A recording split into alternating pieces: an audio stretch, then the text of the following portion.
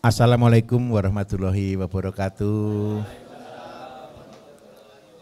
Selamat pagi, salam sejahtera bagi kita semuanya. Om Swastiastu, Namo Buddhaya, dan salam kebajikan. Bapak Ibu, bagaimana hari ini? Semangat? Saya melihat sudah luar biasa, sudah mulai paham ya. Jadi dari media kemarin paham, sekarang penataan paham. Terus tadi saya lihat masang irigasi juga sudah cepat sekali, cuma dalam hitungan tidak sampai setengah jam kan selesai. Jadi kalau saya tanya, irigasi tetes mudah atau susah? Sangat mudah. Nah, saya jelaskan sedikit tentang irigasi tetes. Kata modern Bapak Ibu, itu adalah goalnya adalah efektif dan efisien. Orang seringkali berkata modern itu selalu terfikirkan biaya yang besar, betul atau tidak? Yang mahal, yang sulit. Nah, karena Bapak Ibu sudah praktek sekarang, saya minta tolong satu. Goalnya modern itu adalah sesuatu yang membuat efisien. Kenapa membuat efisien? Yang harusnya kalau Bapak Ibu punya nih, seperti misal, punya seandainya sampai 1000 polybag. Kalau nyiram pakai manual lama atau tidak? Lama sekali. Terus yang kedua, karena nyiram ini terus menerus, ada kejenuhan tidak? Pasti jenuh. Nah, terus kalau sudah jenuh biasanya tidak rata. Betul atau tidak? Nah, supaya ini kan sudah monoton, pekerjaan yang pasti, yang sudah tidak mungkin bergeser. Nah karena itu kita pasanglah dengan drip irigasi. Nah yang dimaksud modern yang mahal itu di sini, drip irigasinya murah Pak. Setelah ada drip irigasinya, di sini ini ada pompa kan harusnya, betul kan? Pompa ini di sini ada sensor, ada switch, ada macam-macam di sini. Nah, yang membuat mahal cuman mesinnya ini. Tapi kalau menurut saya, selama ini dekat dengan kita, kita masih bisa setiap hari Bapak Ibu tidak perlu beli yang mahal. Setuju? Ini masih bisa kita kerjakan. Otomatis itu cuma nyalakan matikan saja kok. Seandainya nanti yang di modern ini ada tandon.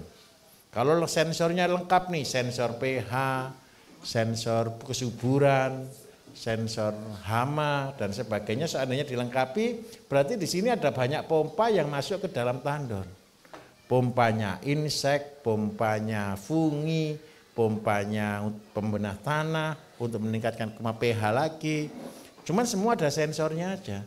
Jadi ketika itu muncul alarm, kita cuman otomatis ngisi gerakan ini. Nah tapi ini mahal. Boleh, besok kalau tanahnya sudah di atas 10 hektar. Kalau cuma 1 hektar, mau cuma nyalakan keran kan tidak perlu pakai alat Bapak Ibu. Kan tinggal nyalakan kan gitu aja toh. Kalau nekan tombol kan masih bisa kan. Ya memang tidak bisa ditinggal lagi Pak, bisa. Seandainya tidak bisa ditinggalkan sebenarnya semua sensor kalau pakai sensor ini kan semua sudah pakai handphone yang kita sebut dengan smart farming. Jadi kontrolnya pakai handphone bisa gampang. Seandainya besok Bapak Ibu sudah di sana, sekarang sudah ada video call Bapak Ibu. Betul atau tidak? Zaman dulu smart farming ini sangat mahal, handphone belum mendukung sampai ke sana. 10 tahun lalu, 15 tahun lalu, teknologi ini terlalu mahal, betul atau tidak? Karena apa? Handphonenya masih Nokia kotak Bapak Ibu. Masih yang lama-lama itu. Tetapi yang baru sekarang ini kan jadi murah. Seandainya 1 hektar ada 1 karyawan yang khusus untuk menangani aplikasi pupuk, fungi, insek, dan sebagainya. Terus seandainya Bapak Ibu kepengen ada sensor, tinggal kan cuma beri sensornya saja. Hari ini sensor itu murah sekali. Di bawah 100.000 aja dapat. Kalau dulu harganya jutaan Bapak Ibu. Kayak barang langka itu. Tapi hari ini semua jadi murah. Nah, ditambah sekarang ada WiFi. Kalau dulu bisa ada CCTV aja kan sudah orang kaya betul ya. Sekarang pasang CCTV orang kaya atau biasa? Orang biasa. Lah untuk controllingnya bagaimana? CCTV. Yang saya lakukan, biarpun saya di sini saya kontrol semua kebun saya ada CCTV karena ada WiFi. Terus yang kedua, Bapak Ibu kan seandainya besok sudah levelnya sudah naik nih, kan harus sudah pakai modern. Kan ada karyawan. Jadi progres kan bisa difoto, bisa di video, betul? Nah, kita bisa tinggal aplikasi. Memang kita masih agak repot. Lapor ini begini. Kita tunjuk, oh ini tambah ini. Yang memang yang masukkan manusia. Kenapa kok begitu? Daripada beli yang 100 juta ke atas sampai 1 miliar, lebih baik bayar satu orang saja. Sekalian jadi satpam.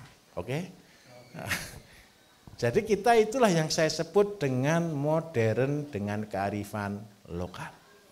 Apa yang penting kita harus pakai? Yang penting Bapak Ibu tetap harus punya tandon yang sebagai tempat untuk memberikan pupuk dan sebagainya. Besok pagi yang bagian pertanian, hari ini sudah diberi, pasti sudah di aplikasi ini. Besok pagi ya, Bapak Ibu tahu enggak tandon yang untuk nyiram semua ini tanamannya Bapak Ibu tadi? Belum naik ke atas ya? Di atas sana itu ada satu tandon Pak, tolong. Besok yang bagian pertanian pagi matikan dulu stop kran, isi dengan pupuk. Yang di ini tengah-tengah jadi persimpangan ini. Oren itu ya. Tinggal isi aja di situ 5 liter. 5 liter itu untuk seluruh areal ini. Jadi saya minta tolong besok, kan praktis kan, daripada ngocor 1000 polybag. Lebih baik masukkan aja di situ 5 liter, ditutup air masuknya, inputnya ditutup, kan sudah jalan nih. Nanti habis baru dibuka outputnya, sudah selesai. Harusnya dikerjakan berjam-jam, cuma dikerjakan 5 menit. Itulah efektif dan efisien. Gimana? Pupuknya karena ini lengkap, berarti pupuk apa ya kira-kira ya? NPK Horti yang cair. Horti yang cair, Bapak Ibu. Oke, bisa dipahami di sini. Jadi kalau kita bilang modernisasi cuma dengan drip dulu mudah atau susah? Mudah. Jadi sudah tidak punya gambaran bahwa itu mahal, tidak punya gambaran bahwa itu susah ya. Nanti kalau kurang jelas, ini kan nanti tetap perbagian. Saya minta tolong ini. Yang bagian sini kan kemarin nggak boleh banyak-banyak ya, jangan dikerjakan semua, sedikit aja, nanti yang lain nggak kebagian. Oke, hari ini saya akan menjelaskan ke bidang peternakan Bapak Ibu.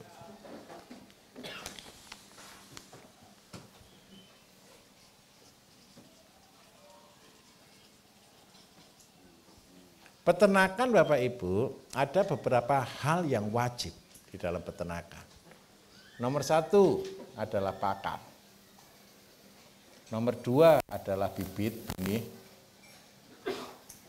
Nomor 3 adalah penyakit. Penyakit ini sebenarnya di dalam manajemen ya. 3 ini sama seperti pertanian. Ini adalah 3 pilar utama. Kalau pakannya tetap harus memenuhi syarat karbohidrat, lemak, vitamin, mineral, karbohidrat, lemak, vitamin, mineral, dan protein. Ini rumus. Ini tidak bisa dilanggar. Jadi semua unsur ini harus dipenuhi. Minimal 5 ini ditambah dengan itu ya, ditambah dengan vitamin. Oh sudah, vitamin oke sudah. Karbohidrat, lemak, vitamin, mineral, dan protein. Itu sudah 5 ini adalah kebutuhan. Bukan hanya binatang. Manusia sama. Nah di pelatihan ini Bapak Ibu, kemarin Bapak Ibu kan buat masih asal. Betul kan? Seadanya kan? seadanya. Yang saya maksud seadanya itu cuman yang penting ternak itu hidup begitu aja, biasa saja. Tapi yang di pelatihan ini Bapak Ibu nanti kita akan ajarkan triknya untuk membuat ternak bibit yang Bapak Ibu pelihara nanti menjadi obat.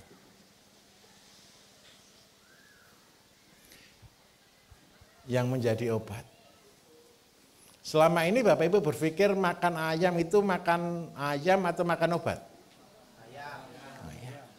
Makan bebek itu cuma makan bebek kan begitu aja kan? Makan telur cuma makan telur aja kan? Nah, setelah pelatihan dari sini, ayo kita rubah konsepnya.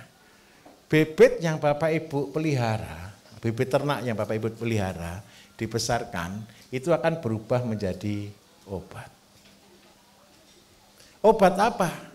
Mau jadi obat apa? Karena lawan kita hari ini Bapak Ibu, penyakit degeneratif. Itu terbanyak Bapak Ibu, nyerangnya itu organ liver,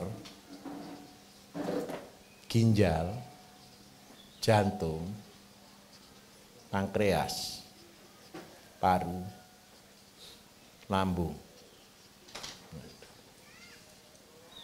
Ini adalah organ-organ utama dalam tubuh kita. Kalau organ-organ ini terganggu, pasti di belakang hari masalah.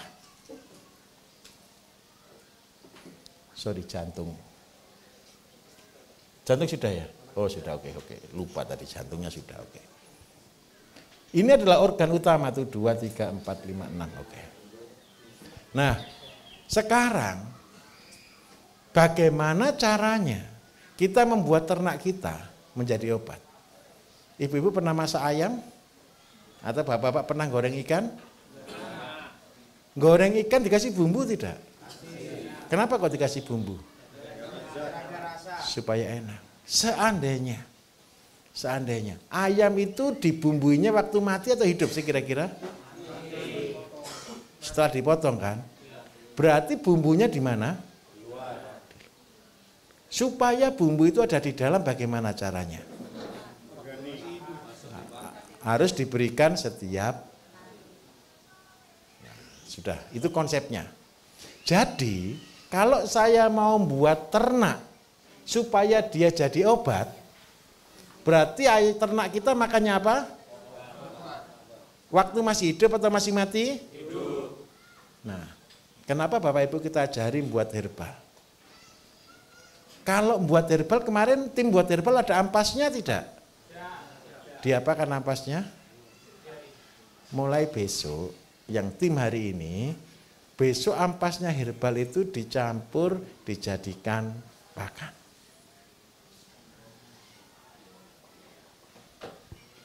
Sehingga apa? Ayamnya, sapinya, kambingnya, bebeknya, semua makannya apa? Nanti, kemarin sudah didemonstrasikan belum pecah telur yang pakai obat? Sudah? Berbeda atau tidak? Telur ayam ini Bapak Ibu akan menjadi booming. Karena Bapak Ibu bukan jual telur loh ya. Jual obat. Tapi saya minta tolong, walaupun ini obat, harganya jangan terlalu di-markup. Karena kita ibadah. Siapa yang paling butuh telur? Karena telur itu ada albumin, ada protein di dalamnya. Berarti orang-orang yang sakit liver. Orang-orang yang sakit paru.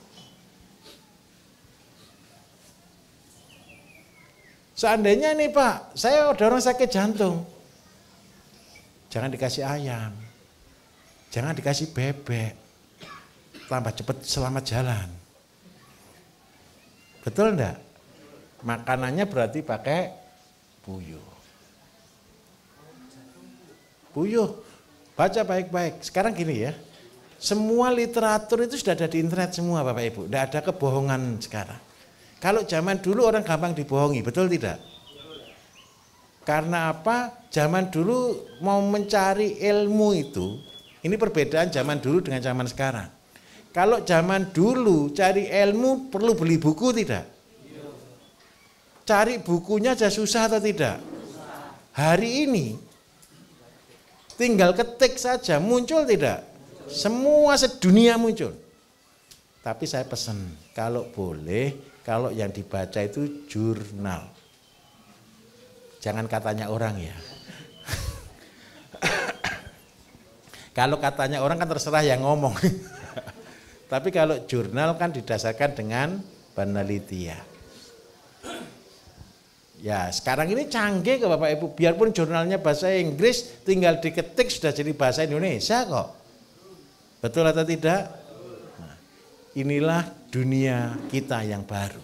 Ilmu tidak terbatas. Saya tidak akan mengajari kandungan. Silakan cek di handphonenya masing-masing. Tapi yang saya ajarkan konsepnya.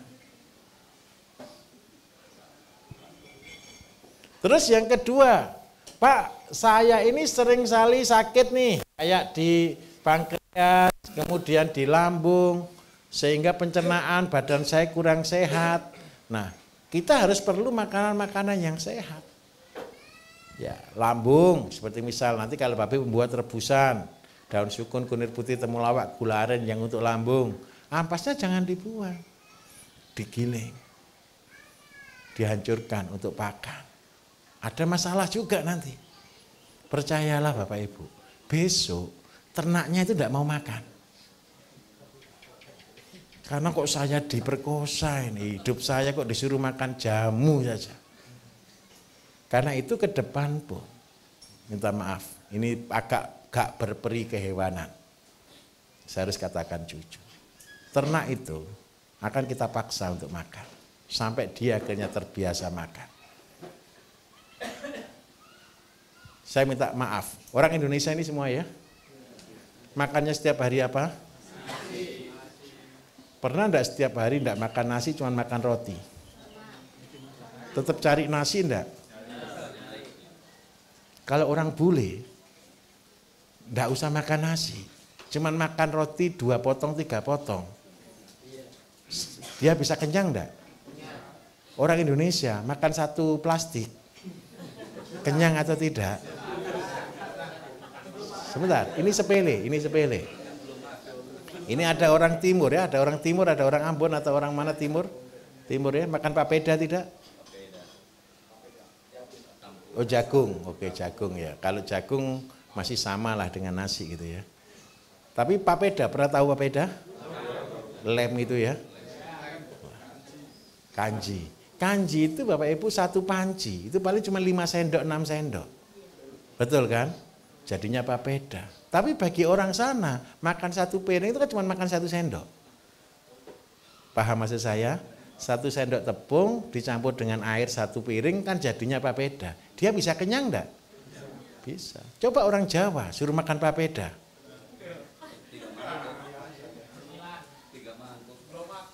Belum makan. Apa yang membedakan?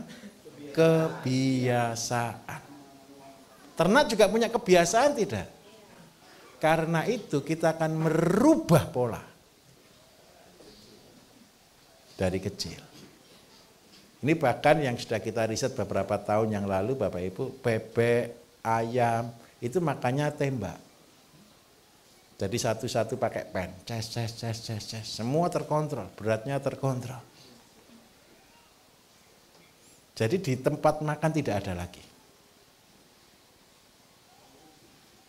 Jadi sudah pakai pentil itu loh Bapak Ibu. Jangan tanya, dia mau enggak gitu. Dulu teknologi nepel, tahu teknologi nepel ya? Tetes ya, yang nepel. Ayam itu enggak pernah sekolah kan? Betul kan? Saya punya ayam jago dari desa Bapak Ibu. Saya kasih nipel, nepel ini kan teknologi modern betul kan? Dia tahu, itu minum kayak gitu dia tahu kok. Ini ilustrasi. Saya buat kandang ini saya berguru dengan Pak Bambang. Saya kasih jembatan kan, itu jembatan bisa naik turun Bapak Ibu, karena depannya itu pelampung. Ketika semua bebek saya taruh di air, tidak ada yang ngajari kok, dia naik sendiri Bapak Ibu. Dan tahu jalannya. Artinya apa? Ternak pun punya institusi. Saya salah terus ngomong kata-kata ini. intuisi, punya insting dia ke situ. Dia tahu jalannya, dia tahu caranya. Makanan juga sama. Alangkah baiknya besok Bapak Ibu semua harus bisa. Saya ulangi. Ya, saya minta maaf ya Bapak Ibu sekolah di tempat yang salah mungkin ya. Ini kan banyak yang baru sudah level agak tinggi gitu, minta maaf ya. Kalau yang biasanya saya ngajar yang 2 hari kan yang paling primitif. Goal saya yang paling primitif itu hidup, gitu aja sudah. Makanya saya tidak ngajari macam-macam, saya cuma ngajari cuman limbah rumah tangga, kan cuma itu aja kan. Itu dasar, basic. Tetapi kalau Bapak Ibu sekarang main ke modern, ternaknya juga bukan makan konsentrat. Makannya jamu. Tapi tetap mengandung karbohidrat, lemak, vitamin, mineral, dan protein. Sebenarnya kalau ini digabung juga namanya konsentrat. Paham maksud saya ya? Kita kan sudah terlalu dicuci gitu loh. Jadi namanya konsentrat itu buatan pabrik gitu ya. Ini ada pabriknya. Konsentrat aja dibagi 2. Konsentrat ada konsentrat asli, adanya sudah pakan jadi. Nah, tapi orang-orang umum kan taunya konsentrat, nah gitu sudah. Sebenarnya bukan itu Bapak Ibu. Konsentrat itu adalah pakan yang sudah siap saji, pakan jadi. Complete feed lah. Kalau complete feed ke sapi, ke kambing nyebutnya complete feed. Nah, tujuan kita di sini Bapak Ibu adalah ternak ini betul-betul menjadi obat. Dan yang ke depan kita pakai tembak. Jadi tembak itu di depannya cuma ada kayak karet. Ayam itu akan menggigitnya cuma dari situ dan jam tertentu nyalanya. Gimana Bu? Ngedot. Jangan tanya lagi, bisa enggak kira-kira ya? Percayalah, ini kalau pabrik pakan tahu Pak ya, kenapa tempat pakan warnanya kuning? Bukan, ayam itu bukan buta warna, ayam itu senang dengan warna kuning dan warna merah.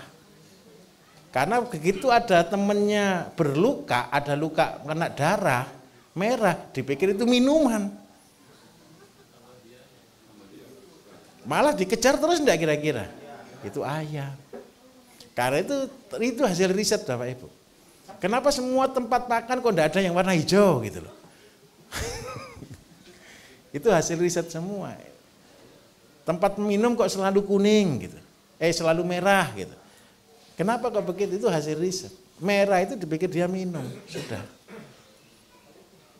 Nah, karena itu Bapak Ibu kita harus merubah, kita ikut mereka. Berarti kalau kita seandainya buat kayak seperti misal dot seperti itu misal ya, anggap aja gampang dot gitu ya. Warnanya harus apa Bapak Ibu karetnya? Ya terserahlah. Nah, kalau dia diminum dia pasti merah. Kalau dia dipatuk, dimakan pasti kuning. Jangan takut, Agustus insya Allah saya akan launchingkan videonya. Saya sedang riset untuk membuat alat pakannya ini. Jadi kandang saya Bapak Ibu yang saya bangun begini. Saya kemarin dikatakan tidak berperi kehewanan.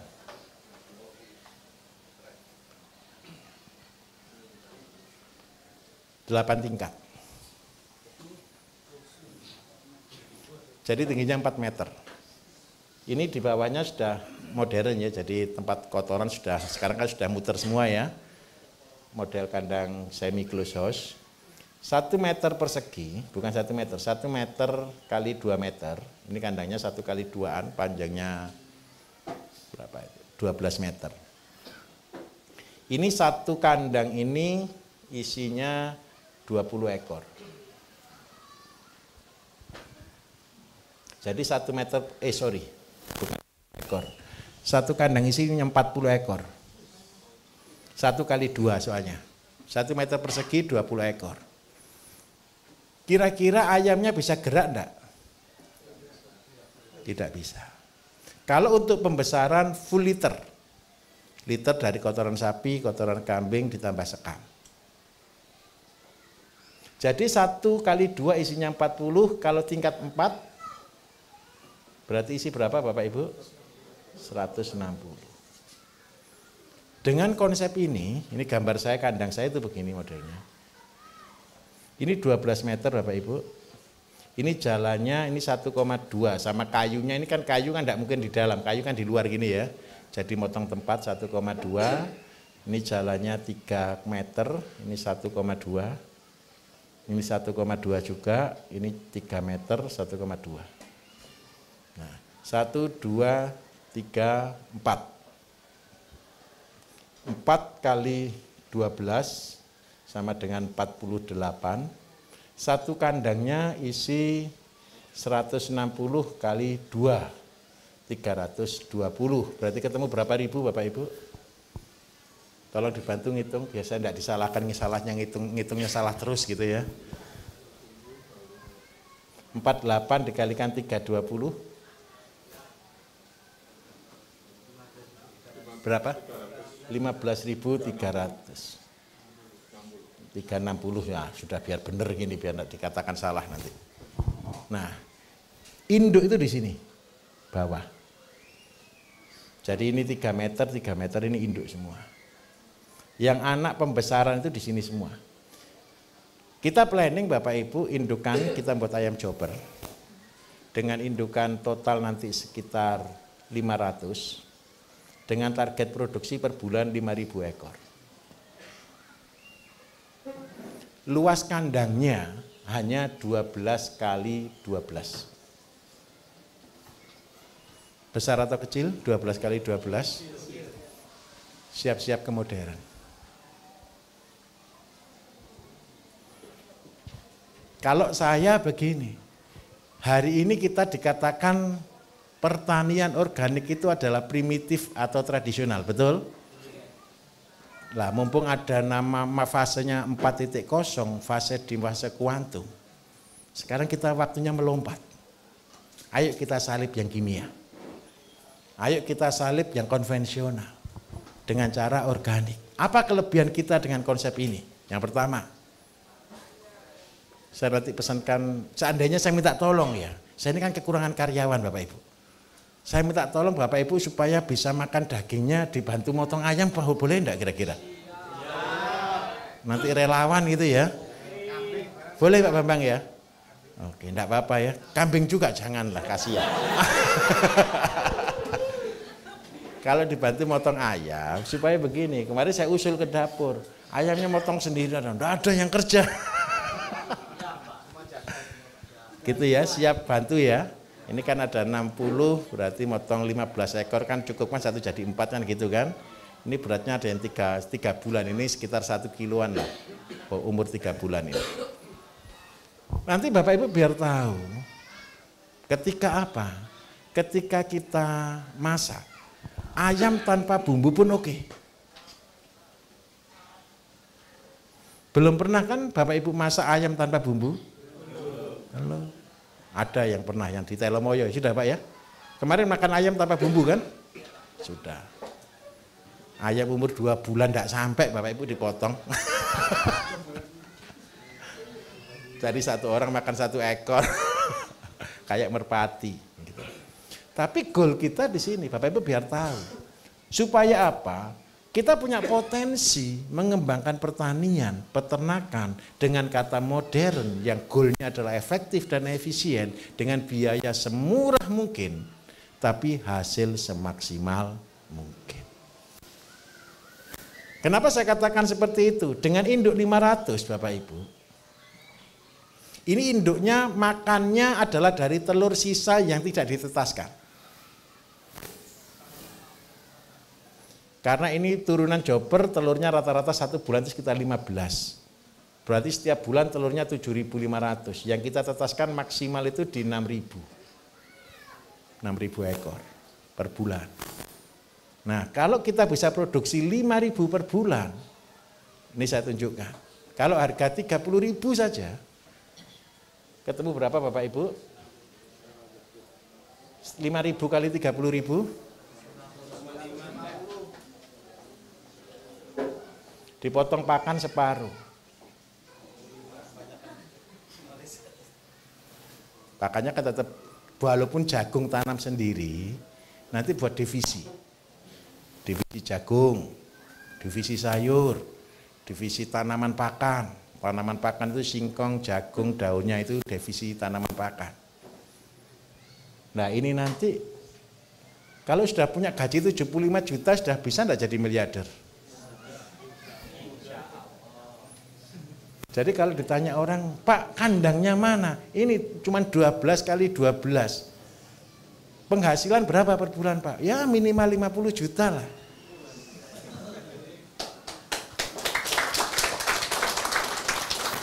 Bapak Ibu tahu enggak kalau boiler ngejar penghasilan 50 juta kandangnya seberapa?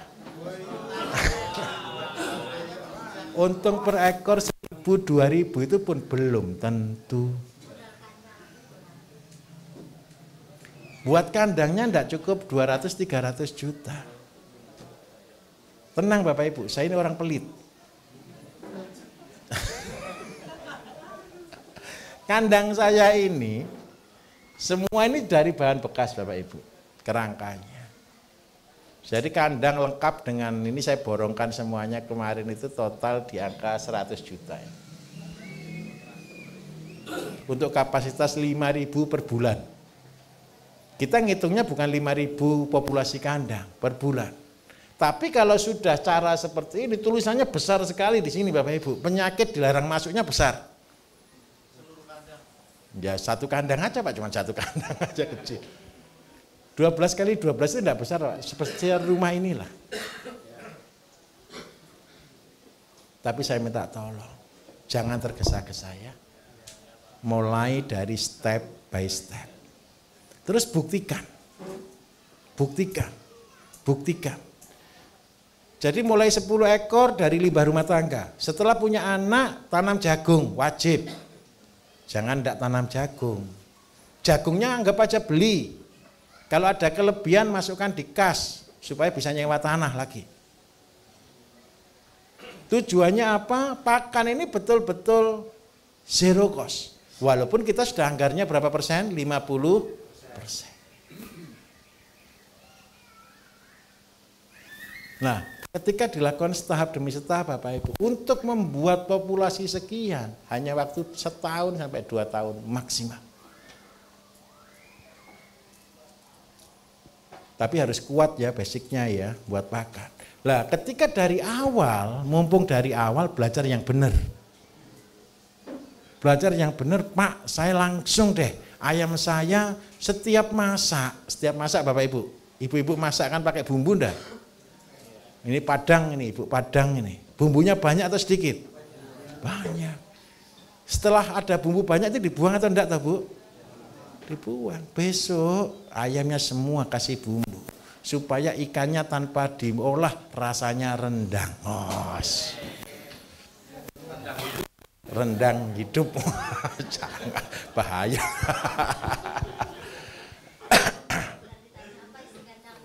Nah, terus yang kedua, telurnya jadi obat.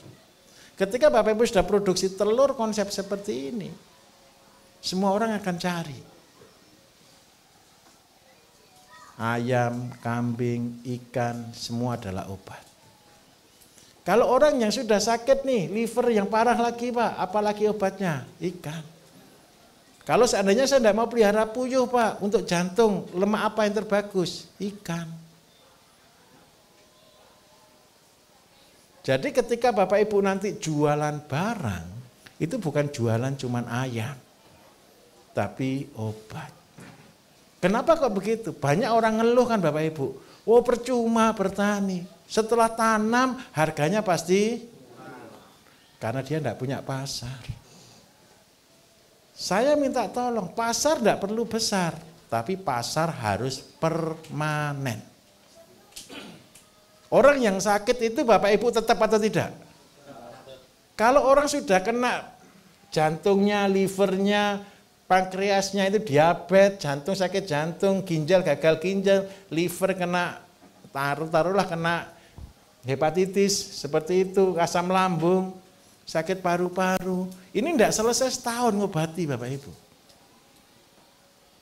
Apalagi kena diabetes, seumur hidup minum obat. kena hipertensi, jantungnya kena, bisa umur hidup minum obat. Ayo kita lepaskan, jangan obat menjadi makanan. Sama-sama keluar uang, makan juga keluar uang tuh Bapak Ibu. Tapi daripada keluar uang untuk barang yang tidak berguna, yang berupa namanya obat, lebih baik berupa makanan. Saya tunjukkan filosofinya, saya seorang herbalis, saya jualan obat, saya jualan herbal. Kenapa saya tidak senang jualan herbal? Tidak senang jualan obat? Karena obat itu tidak berguna. Kenapa saya katakan obat itu tidak berguna? Begini loh. Setelah orang sakit itu kan di bawah, betul kan? Setelah sembuh di atas atau di tengah dia? Sembuh. Cuma sembuh. Karena itu gerakan saya jangan pernah jatuh, jangan pernah sakit. Selalu sehat. Kalau mau sakit, arahkan makan yang sehat. Kalau sudah sakit, ya dipulihkan supaya sehat. Terus habis gitu stabil di sini. Jangan pernah sakit. Untuk menjaga ini stabil Bapak Ibu, makanan menjadi solusi. Kenapa saya biarpun punya pabrik herbal, saya tidak senang jualan herbal. Karena herbal itu tidak berguna, cuma menyembuhkan saja. Paham maksud saya ya? Cuma menyembuhkan saja. Nah, apa yang berguna? Makanan. Kenapa saya selalu bangun pertanian di mana-mana dan ngotot bangun pertanian di mana-mana? Saya lebih ikhlas orang setelah makan langsung bilang kenyang. Betul enggak kira-kira? Tapi kenyangnya ini bukan hanya kenyang, kenyang dan menyehatkan. Itulah ibadah tertinggi. Ibadah kita Bapak Ibu menolong orang supaya dia menjadi pulih. Dan pertanyaannya lagi begini, loh Pak, kalau caranya begini berarti kerja kita sulit dong. Enggak sulit, asalkan setahap demi setahap. Saya minta maaf Bapak Ibu ketika praktek ini kan tadi ada komentar, Pak kenapa kok enggak diajari semua? Ya ngajari semua berarti Bapak Ibu pulang baru praktek nanti. Paham maksud saya ya? Saya ajari sedikit, lakukan. Praktek lagi, diajari sedikit, lakukan. Supaya apa? Saya berpikir ketika Bapak Ibu dengar, dikerjakan, mudah-mudahan tidak lupa. Jujur Bapak Ibu, ketika datang pertama ngisi polybag banyak yang salah atau banyak yang benar? Tapi dalam waktu hitungan menit aja gara-gara teman-teman yang lain, semua langsung jadi benar kok. Pernah enggak membayangkan buat media itu seperti itu? Belum pernah. Nah, dengan cara ini kita akan belajar setahap demi setahap. Nanti waktu tanam juga sama. Saya lihat saja, tenang saja. Salah di sini enggak apa-apa, salah itu belajar. Tidak ada kegagalan, katanya Atung Desem, yang ada sukses atau belajar. Betul ya katanya kan? Nah, jadi kalau salah biasa, saya untuk salah ini habisan miliatan. Nah Bapak Ibu jangan miliatan, puluhan ribu saja. Iya, tenang saja Pak. Oke, tenang saja. Saya akan lanjutkan lagi. Di sini aja dulu ya, biar tidak lompat ya. Lah karbohidrat Bapak Ibu, ingat baik-baik, konsep besar kita apa yang ada. Jangan mengada. Contoh, Bapak Ibu yang tinggal di pedalaman, yang di Kalimantan, yang kemarin ngeluh ongkos kirimnya aja mahal daripada barangnya, betul kan? Mau pelihara ayam pakai konsentrat, padahal ayamnya juga harganya mirip-mirip saja, pakannya mahal atau tidak? Coba bayangkan, kalau kita gunakan standar baku yang dari buku Bapak Ibu, mau beli pakan ke sana Pak, beli konsentrat dibawa pakai kargo, itu berapa harganya? Karena itu konsep kita apa yang ada. Berarti, minta maaf, saya tidak akan jelaskan detail per bahan. Semua ada handphone. Karbohidrat, Bapak Ibu cek aja, tulis di situ bahan yang mengandung karbohidrat. Muncul enggak kira-kira? Setelah muncul, ini A, B, C, D tanamannya Bapak Ibu. Saya tidak menganjurkan tanaman, biar tidak jadi kitab. Paham ya? Kalau saya nganjurkan tanaman, nanti Bapak Ibu, oh enggak ada Pak tanaman ini di sana. Ya jangan dikerjakan, oh enggak ada. Kita kan seringkali terjebak kata-kata tidak ada, betul kan? Ingat di awal kemarin ketika saya ngasih gambar Bapak Ibu di angkatan ini atau angkatan sebelumnya ya. Seandainya saya punya banner ini, ada satu yang salah. Bapak Ibu lihat yang banner semua atau lihat yang salah? Betul seperti itu? Seandainya ini gambar kertas putih, ada noda hitam di sini. Yang Bapak Ibu lihat kertas putihnya atau noda hitamnya? Padahal noda hitamnya kan cuma satu titik kan. Kita seringkali tidak bisa jalan gara-gara lihat satu saja kelemahan. Betul atau tidak? Ditanya, kenapa tidak jalan? Loh Pak masih kurang ini Pak. Ini yang salah. Tolong dipahami betul ketika saya berkata apa yang ada dan jangan mengada-ada.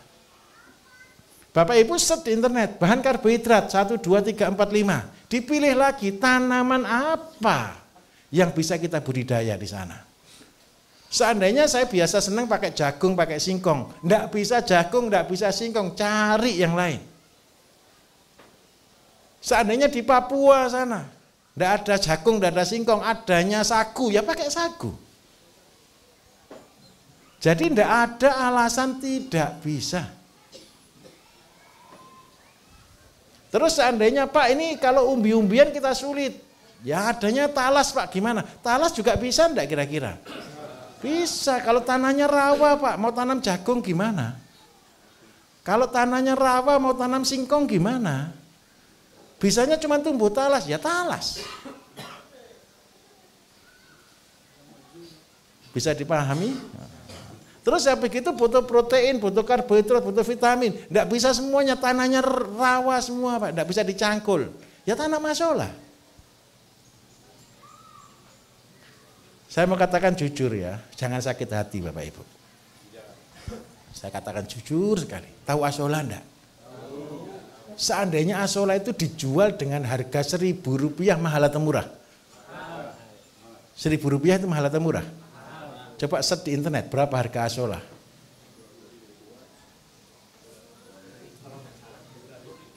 Minimal berapa? Ada yang 5.000, ada yang 10.000, betul kan? Kalau seandainya pakannya Bapak Ibu harganya Rp1.000 mahal atau murah? Kalau beli asola Bapak Ibu Rp1.000 kan sebenarnya kalau untuk makan murah atau mahal berarti masih murah. Seandainya konsep saya, sudah siapa yang sudah mempraktekkan tanam asola di rumah, ada enggak? Sudah ada. Sudah pernah panen belum? Sudah pernah panen? Sudah. Bisa enggak membuktikan teori 2 kali 4 keluar 1 kilo per hari? Betul, bisa. Bisa terbukti Pak ya. Seandainya ya kurang-kurang berapa gram gitu aja kan. Nah, seandainya Bapak Ibu, seandainya. Pernah tahu tanaman padi kan? Padi sehektar planning saya yang terbaru itu cuma keluar 15 ton. Harganya berapa saya tunjukkan. Seandainya harganya 5.000 gabah, berarti ketemu berapa? 75. Perlu perawatan tidak? Ini sudah pakai sistem modern. Cina dengan produksinya dengan full modernnya, dengan pupuk kimia yang luar biasa, produksinya bisa 30 ton. Tapi kali harga 5.000 juga seandainya, berarti 150. Ini biaya atau keuntungan? Ini kan biaya dan keuntungan kan? Seandainya biaya anggap aja dipotong 2 lah, tinggal 75 juta profit. Kalau di Indonesia ini dipotong 4 berarti tinggal anggap aja 50 juta profit. Seandainya tanah kita rawa, tapi tolong ya, tidak ada ikannya. Kalau pelihara asola terus dikasih ikan ya selamat jalan. Seandainya punya tanah 1 hektar, semua ditanami asola. Berarti ada 10.000. Rumusnya itu adalah 8 meter 1 kilo per hari. Berarti 10.000 dibagi 8, ketemu anggap aja 1.250, betul ya? Anggap aja jadi 1.000 aja. 1 ton aja per hari, betul ya? Bisa kan ngitung ya? 1 ton per hari kali harga 1.000. Berarti berapa 1 hari? Kalau 120 hari berarti berapa? Ini modalnya apa Bapak Ibu? Tanah 1 hektar, betul ya. Tanam padi pakai tanah 1 hektar juga enggak? Pakai traktor, pakai pupuk, pakai tanam, pakai semuanya. Kalau ini 120 juta, modalnya 20 juta cukup enggak untuk gaji orangnya? Sudah lebih. Enak mana? Tanam asola atau tanam padi? Jangan makan asola tapi ya. Loh, asola boleh, tapi kembali ke konsep organik, teratur dan seimbang. Tanam asola, sebelahnya tanam ikan. Sebelahnya lagi ada ayamnya. Sebelahnya lagi ada bebeknya. Bapak Ibu, angsa ini dikasih asola mau enggak ya? Mau. Sudah dicoba belum? Ada yang nyoba enggak situ?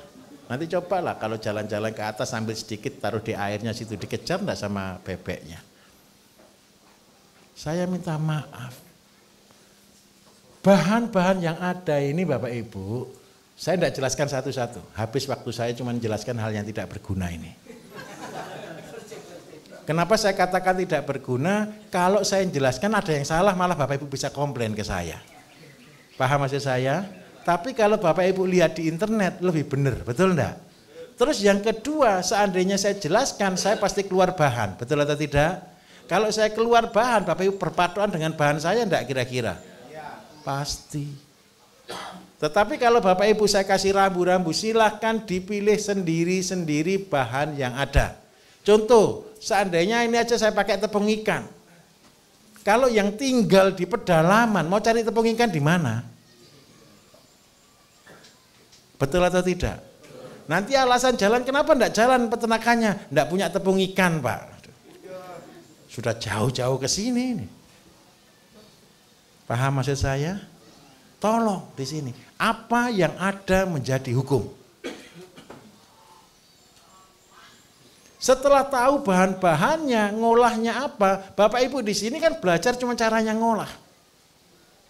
Bapak Ibu di sini caranya menyatukan. Menyatukan itu mata rantai ini diikat menjadi satu supaya dia bisa bergerak.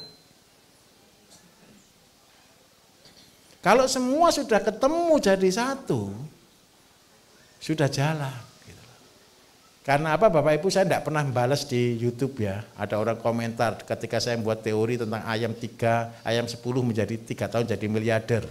Makanya limbah rumah tangga. Ini limbah dari mana? Gitu. Ya saya tidak pernah balas. Mau anak beda level kita jawab nama perang. Betul enggak? Sekarang Bapak Ibu tahu enggak? Limbah rumah tangga itu tuh ayam berapa? 10. Kecuali Bapak Ibu punya inisiatif jadi pemulung. Induknya bisa lebih banyak lagi. Biayanya lebih murah enggak? Belum tentu. Ada orang bilang, Pak saya bisa dapat limbah di restoran. Saya tunjukkan jeleknya. Namanya limbah dari resto Bapak Ibu. Biaya bersihkan itu mahal. Yang ada di makanan resto itu sendok, tisu, garpu, semua ada di dalamnya.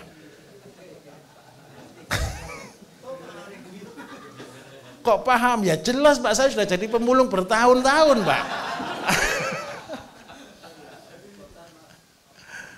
Fair. Paham maksud saya? Kecuali, ada kecuali lagi. Bapak Ibu sudah sampai di level Intan Sari. Sudah punya tempat wisata, sudah punya rumah makan. Limbahnya bisa dikontrol enggak kalau rumah makannya sendiri? Pegawai, awas kalau masukkan tisu di situ, betul atau tidak? Tapi kalau dari mall, dari resto besar, semua masuk atau tidak di situ? Masuk. Kita akhirnya kumpulkan satu truk Bapak Ibu. Limbahnya yang plastik itu bisa separuh lebih. Bisa dimengerti di sini? Oke. Karena itu percayalah, ternyata lebih praktis nanam jagung, lebih praktis nanam singkong, lebih praktis nanam asola. Loh Pak, tapi kenapa kok mulai dari limbah rumah tangga? Karena mulai kita dari modal 0. Paham maksud saya? Banyak kan orang begini, ayo jadi miliarder. Jawaban pertama apa? Tidak punya modal. Bapak Ibu ketemu saya tunjukkan jalan jadi miliarder dari tidak punya modal. Karena saya dulu pun tidak punya modal. Apa yang saya ajarkan adalah apa yang saya lakukan. Karena itu pelatihan kita kan beda-beda terus Bapak Ibu. Nanti yang pelatihan tertinggi ini ya memang agak tinggi lagi. Tidak usah dibayangkan. Ketika sudah dilakukan, saya bangga, saya senang ini lihat Bapak Ibu perkembangan ini. Wah bahagia kalau gini, saya tidak usah ngotot-ngotot ngajari kalau begini.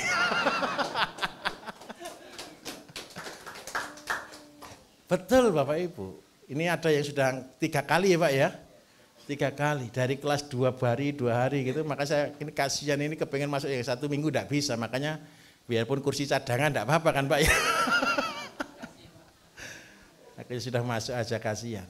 Soalnya kenapa? Ternyata yang di 2 hari itu banyak orang lebih bingung. Mulai dari mana? Yang dibahas tetap limbah rumah tangga saja. Akhirnya ada yang sampai bos besar Bapak Ibu yang dicari limbah juga gitu. Lah, limbahnya siapa? Berarti apa yang harus kita lakukan? Kalau kita mau jadi miliarder dengan modal 0, kan masalahnya kan satu kan, orang itu kan tidak tahu jalan aja kan. Tugas saya hanya menunjukkan jalan kalau mau dari 0 ini lo bisa jadi miliarder dalam 3 tahun. Ini pun banyak diprotes orang, lah kalau sakit ya dikubur tuh Bapak Ibu. Kalau mati ya ditanam. Kembali ke tanah, modal 10 ekor aja kok protes. Paham maksud saya di sini? Modal 10 ekor pakai limbah rumah tangga lagi. Kan uang sekolah. Saya mau tanya, ada enggak yang sudah sekolah sampai SD, SMP, SMA, S1, S2, S3? Itu bayarnya mahal atau murah? Ada yang protes enggak ketika sudah nganggur?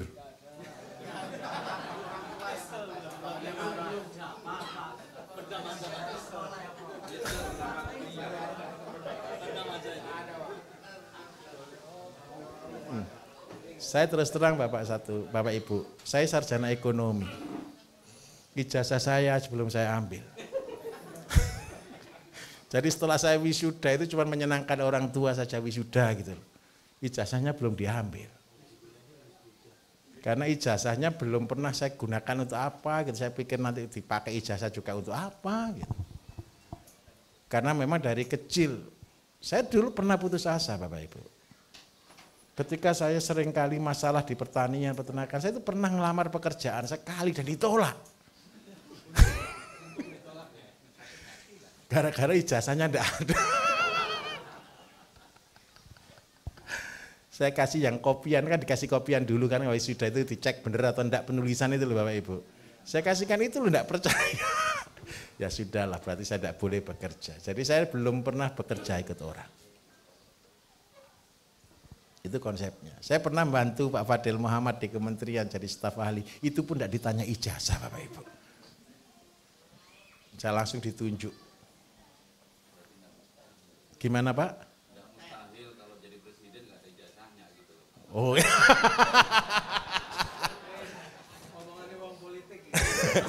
Bukan begitu. Bukan begitu. Ini yang saya alami. Saya tidak punya ijazah. Dan saya artinya begini. Ketika banyak orang Bapak Ibu sudah terlalu banyak titel dan dia mau cari kerjaan lebih berat bebannya. Apalagi kalau sudah lulusan luar negeri. Jangan salah loh Bapak Ibu. Orang lulusan luar negeri itu banyak juga yang setelah lulus tidak bisa kerja. Iya, beban. Katanya orang, ini katanya sekolah luar negeri kok tidak bisa kerja. Bebannya berat atau tidak? Karena itu, kalau saya mengajari jadilah pengusaha. Kalau jadi pengusaha nanti tanyanya enggak punya modal. Kalau saya jangan berhutang. Mulai dari apa? Mulai dari apa yang ada. Loh Pak kan kecil, benih pohon itu enggak pernah besar. Tanam kelapa itu Bapak Ibu enggak pohon kelapa besar kita tanam loh ya. Kelapa itu satu biji kita taruh, waktu yang menumbuhkan dia. Jati itu benihnya cuma sebesar jempol tangan loh Bapak Ibu. Kalau sudah 100 tahun itu diangkat orang 100 juga enggak kuat kok. Paham maksud saya di sini? Usaha pun sama. Saya dulu nyebutnya ini dengan istilah namanya teori sumber air. Pernah tahu sumber air? Siapa yang rumahnya di sini sumur gali, ada enggak? Ada ya. Yang pertama kali ketika bangun rumah Bapak Ibu, yang dicari rumah itu apa dulu? Air. Airnya gali enggak? Sumbernya besar atau kecil kalau sumber gali? Ketemu sumber sebesar ini aja sudah bahagia sekali kan? Betul? Pernah nghabiskan sumber segini untuk rumah tangga? Padahal kan kecil. Orang kan kepengennya bukan sumber yang kecil Bapak Ibu, kepengen danau. Betul atau tidak? Tapi kalau danaunya bocor sama sumur tadi enak mana? Enak sumur. Sumur itu sumurnya kecil. Tapi ditimba tiap hari tidak habis. Zaman dulu belum ada pompa Bapak Ibu. Masih ditimba. Seandainya pakai pompa pun ada tandon penuh, dia juga ngisi lagi, betul enggak? Nah, satu sumber. Ini cukup untuk menghidupi, seandainya saya tanam ini, saya tanam pohon di sini ada apokat, durian, kelengkeng. Mungkin pertama untuk menghidupi satu pohon aja enggak cukup. Airnya, karena berbagi dengan kita. Satu pohon akhirnya ini besar, dia enggak butuh air lagi kan, dia bisa hidup dari dirinya sendiri kan. Kita tanam lagi pohon berikutnya. Kita tanam pohon berikutnya. Ketika dalam waktu tertentu ini semua banyak pohon, ini keluar sumber yang lebih besar. Bapak Ibu tahu enggak, sungai itu berasal dari mata air enggak? Pernah tahu enggak ujungnya mata air itu besar atau kecil sumbernya? Kecil. Tapi gara-gara kecil dia ngalir, pohon-pohon hidup. Bambu, kayu hidup. Semua akhirnya nampung. Dari sumber bisa jadi ribuan sumber. Keluar di bawah namanya sungai. Paham atau tidak? Kalau belum paham teori ini, jadilah pecinta alam. Jadilah pendaki gunung. Kenapa kok begitu? Saya betul-betul menghayati konsep alam ini. Sumber itu tidak pernah besar, cuma cukup untuk kita. Saya paling senang naik Gunung Lawu Bapak Ibu. Di atas itu ada namanya Sendang Derajat. Sendang Derajat itu puncak gunung ada sumbernya. Airnya itu kadang-kadang ngambilnya itu cuma 1 gelas. Tunggu setengah jam lagi 1 gelas. Tapi ribuan pendaki itu selalu ngejar minum air itu. Kenapa kok gitu? Ya keluarnya segelas, tapi gara-gara dia disebut sumber tidak pernah berhenti. Konsep bisnis itu harus begini. Sumber waras. Nah, kalau yang di Madiun namanya apa namanya? Saya sampai lupa ya. Kali Catur Katentreman.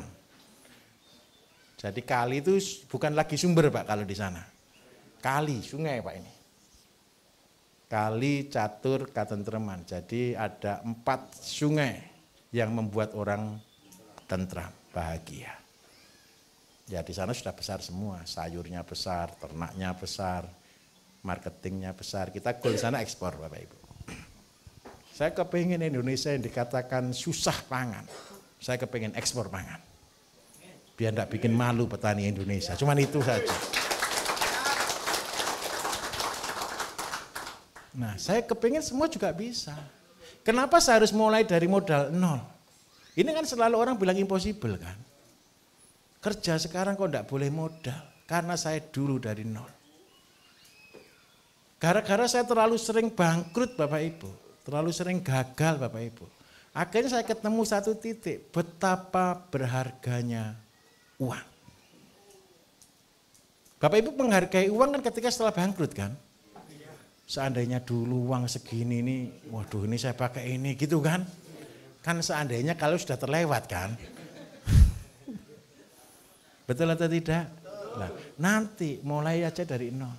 Dari nol itu dari mana? Dari limbah rumah tangga. Kalau enggak kuat beli timba, jadilah pemulung. Pemulung apa? Botol-botol mineral, air mineral Bapak Ibu. Saya dulu mulung botol air mineral dari rumah sakit. Saya beli harganya Rp100 Bapak Ibu. Belum ada galon. Galon itu bagi saya masih terlalu mahal. Waktu itu belum ada galon yang murah ini ya. Yang ada galon masih yang biru ya. Masih mahal. Jadi apa yang saya lakukan? Saya beli botol. Hitungannya apa? 1,5 liter Rp100. Kalau pakai galon besar itu Rp500, itu 20 liter. 1 liter. Soalnya kan harganya waktu itu sekitar 20.000 itu kan dapat, Rp1.000 berarti ya. Rp1.000 dapat 1 liter. Jadi kalau Bapak beli jerigen, beli apapun, hitung isi berapa, harga berapa. Dan yang paling murah memang botol air mineral. Tapi jeleknya satu, kalau rumah kita isinya botol Bapak Ibu, tahu katanya istri, kita ini tempat sampah. Tapi itu yang saya tumpuk di depan rumah. Pertama saya membuat 4 ton di depan rumah itu. Berarti ada berapa? Hampir 4.000. Gara-gara apa? Waktu itu uang 50.000 bagi saya berarti. Saya ngajari orang jadi miliarder Bapak Ibu ketika saya masih rumah aja kontrak. Saya membuat pabrik pupuk pertama kali, modalnya cuma timba, timbanya gratis. Setelah jadi saya tampung di botol mineral. Setelah jadi saya tampung di situ terus begitu, sambil pelihara ayam. Ayam pun saya lupakan saja.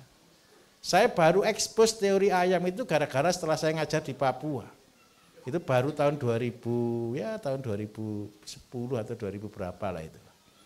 Itu baru saya angkat teori ayam. Gara-gara saya tahu harganya ayam 300.000. Sebelumnya saya tidak pernah angkat ayam. Apa yang saya angkat? Puyuh, bebek. Jadi sebenarnya teori jadi miliarder itu bukan hanya dari ayam 10 plus 1. Bukan hanya itu. Teori yang menjadi miliarder itu dari bebek juga bisa. Dari puyuh juga bisa, dari jagung juga bisa, dari semua sektor yang Bapak Ibu bisa kerjakan. Dari kambing juga bisa. Saya buat teori kambing 1 jadi miliarder itu gara-gara saya ngajar di Nias di tengah hutan. Perjalanan ke tempat itu saja itu dari bandara saya dijemput bentor, dari bentor saya harus jalan 4 jam. Karena sudah tidak ada jalan, sepeda motor pun tidak bisa. Dan hanya 7 kakak Bapak Ibu. Sampai di sana saya bingung, saya ini ngajar apa di tengah hutan ini. Dari sana akhirnya saya bisa ngajar kambing. Jadi saya ingat baik-baik, ilmu yang saya dapat itu ilmu gadokmologi dan ngawurisasi. Ilmu yang sesuai dengan keadaan. Karena itu saya bisa membuat konsep apa yang ada dan jangan mengada-ada. Karena semua ilmu yang saya ajarkan itu adalah ilmu yang muncul dari kondisi yang ada. Paham maksud saya di sini? Lah kalau Bapak Ibu sudah belajar sampai di level ini, terus tidak jadi miliarder, terlalu. Saya yakin lah Bapak Ibu ini semua ini orang kaya. Datang ke sini aja sudah bayar. Transportnya aja sudah mahal. Kalau tidak mau kerja, jangan loh ya, harus jalan loh ya, terlalu. Jadi Bapak Ibu peternakan, setelah Bapak Ibu menguasai pakan tadi, Bapak Ibu mulai milih ternak apa yang paling Bapak Ibu sukai. Loh Pak, kan teorinya Bapak di ayam, itu kan teori saya. Kalau Bapak Ibu tidak suka pelihara ayam, jangan pelihara ayam. Paham maksud saya di sini? Kalau tempatnya di situ semua air, ya pelihara ikan. Seandainya ikan tidak bisa pelihara sapi, Pak, katanya siapa? Ikan itu ada macam-macam jenisnya. Kalau ikan yang kayak sapi apa? Ikan apa namanya yang saya sebut? Gurami. Gurami tidak perlu dikasih apa-apa, cuma dicarikan rumput aja, anggap aja sapi dalam air. Pak, saya melihat wajah-wajah yang bahagia dan ngeh, saya senang. Ini artinya bukan wajah bingung. Oh iya ya, gitu ya, betul ya. Pertanyaannya, jawabannya gitu semua ya. Alhamdulillah. Oke, saya akan lanjutkan sedikit. Jadi Bapak Ibu, kandang sekarang. Setelah buat pakan, buat kandang. Kandang itu kalau syarat umum nomor 1, wajib aerasi. Sirkulasi udara. Ini paling utama. Ini tadi malam ada wabah Bapak Ibu. Air saya mati ceritanya. Jadi ikan ini tadi malam kan saya curiga. Paham ya? Saya ketika pulang itu saya curiga, enggak enak sekali pikiran saya. Ini ada apa ini ikan? Ikan ini penuh dengan minyak gitu loh ceritanya tadi malam itu. Sampai di sini saya kurasin tadi karena terlalu banyak minyak. Jadi yang paling penting sirkulasi udara. Kalau air sirkulasi air. Kunci utama kandang ini. Sampai sekarang sudah kandang modern namanya close house. Kenapa kok buat kandang close house? Saya tunjukkan bedanya, saya bedah ini kandang close house. Kenapa orang harus membuat kandang close house? Yang pertama, sirkulasi udaranya bagus, betul? Kenapa dia sangat takut dengan penyakit? Bukan. Begini loh. Ayamnya setelah panen diambil enggak? Setelah itu datang bibit baru tidak? Bibit barunya ini belum tentu dari penetasan yang sama, dari induk yang sama. Paham maksud saya? Betul Pak ya? Dari bisa blok sana, blok sana, blok sana. Apalagi kalau pas kurang bibit. Dari Jakarta ke Banyuwangi bisa Bapak Ibu. Dari Jawa Tengah malah bisa datang. Karena trans. Sebelum saya jadi peternak ayam kampung, saya juga peternak ayam boiler. Dulu Bapak Ibu, punya ayam sampai 50.000, 70.000 itu zaman dulu loh ya. Itu tahun 98, 99. Ayam saya sudah 78.000. Buat kandang ukuran 100 meter zaman itu dipikir aneh. Belum ada kandang close house. Kandang close house itu setelah tahun 2000-an ke atas. Umur saya waktu itu baru 25 tahun. Ayam saya sudah 78.000. Penghasilan kotor saya per 2 bulan 1 M. Waktu itu. Sehingga saya bisa bangun kandang banyak waktu itu. Kenapa saya berhenti? Karena bibit saya beli. Pakan saya beli. Jadi kita cuma terima sisanya. Betul atau tidak? Sehingga banyak petani-petani akhirnya kalau kita tidak kuat dari mandiri kita ke mitra. Lah kalau mitra lebih diperhitungkan lagi tergantung ujung pulpennya bos. Mau dikasih untung berapa petani ya, betul Pak ya? Serius. Begini Bapak Ibu, saya tunjukkan. Kenapa pabrik pakan tidak punya kandang? Loh, punya kandang Pak. Punya kandang itu parent stock. Indukan. Supaya dia jual anak atau DOC. Kenapa dia jual DOC? Supaya dia bisa jual pakan.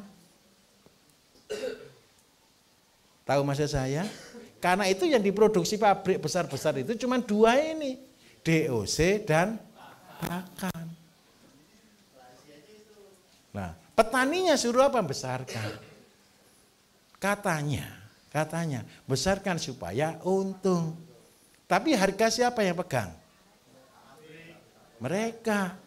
Mau dikasih harga berapa itu sudah di atas pulpen Bapak. Paham atau tidak? Berarti hidup kita tergantung atau tidak? Pernah hidup tergantung? Coba sekali-sekali ambil kayu terus tergantung. Gini capek atau tidak Bapak Ibu? Jangan tergantung. Mandiri. Setelah saya tahu semuanya, setelah ayam saya 78.000, saya stop kandang. Padahal saya bantu membesarkan itu dari Jember, Banyuwangi, situ Bondowoso sampai sini ini semua. Dari yang dulu populasi cuma enggak sampai 100.000, kandang saya sendiri sudah 78.000, sampai jadi hampir 2 juta ayam. Sekarang gimana? Ya itu rahasia. Itu rahasia. Dari sana Bapak Ibu saya tobat berhenti karena tergantung. Kenapa orang buat kandang close house? Begini ceritanya, bebetnya belum tentu.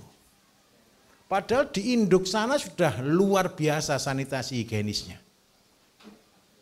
Strainnya belum tentu, pakannya juga belum tentu. Ternyata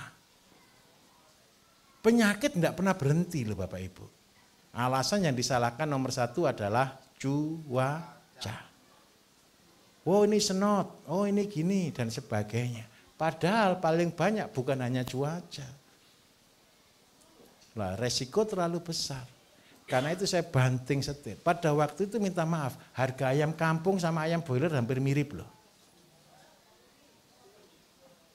Harga ayam kampung sama ayam broiler waktu itu mirip. Bahkan tanda kutip, ayam kampung kurang laku zaman itu. Dari sana saya banting setir ke ayam kampung. Kenapa kok saya harus banting setir ke ayam kampung? Kalau Bapak Ibu punya kandang, induknya di sini, breedingnya di sini, penetasannya di sini, besarnya di sini, dan dengan catatan, pakan di sini.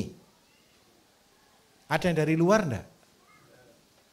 Resiko sakit ada enggak?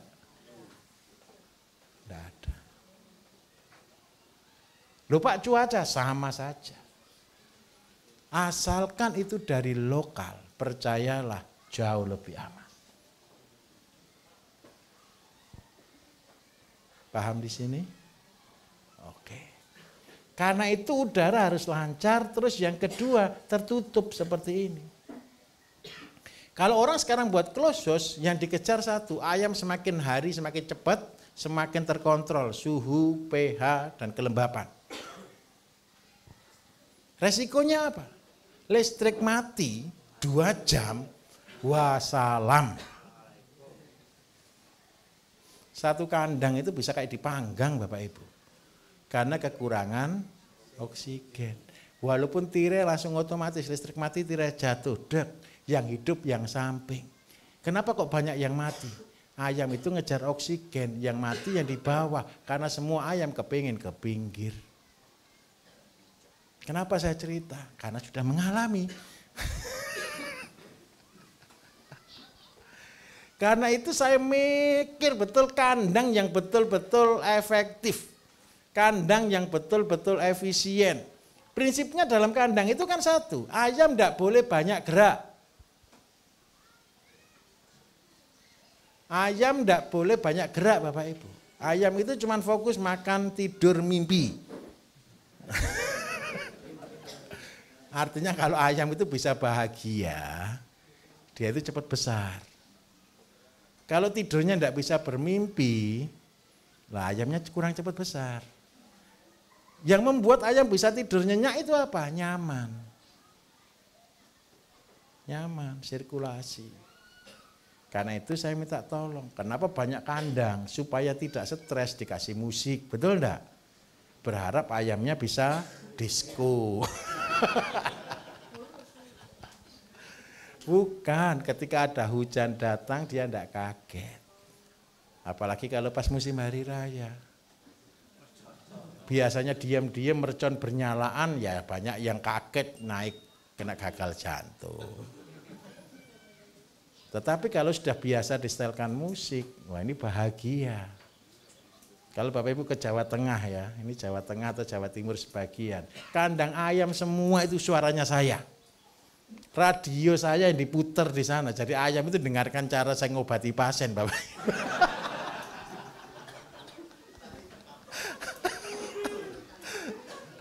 Saya sampai pernah ketawa Bapak, ini di Ponorogo. Sapi itu loh dikasih sound system.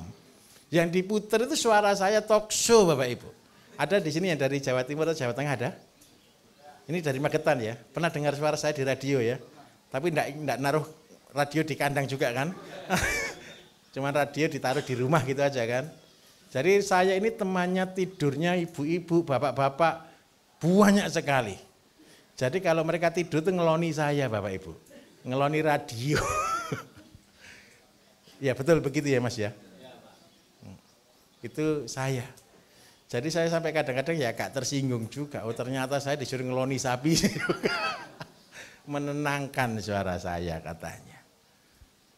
Saya minta tolong. Kandang itu dibuat seperti itu. Dibuat nyaman.